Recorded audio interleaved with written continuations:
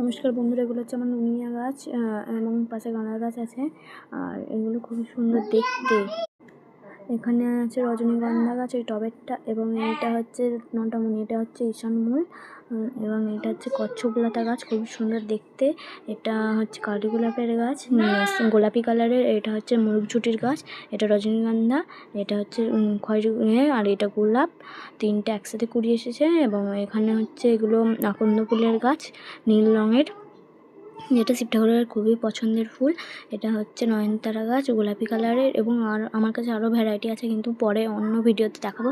এটা হচ্ছে অপরাজিতা, নীল অপরাজিতা, এবং খুবই বড় আমার গাছটা। আর এটা হচ্ছে অ্যালোভেরা গাছ। এটা হচ্ছে সাদা নয়নতারা গাছ, যেটা আমার কাছে খুবই কম আছে, কিন্তু এটাও আমার পছন্দের ফুল। এটা হচ্ছে নীলি গোলাপি কালারের, খুবই ছোট গাছ, কিন্তু দেখা ভালোই ফুল হয়।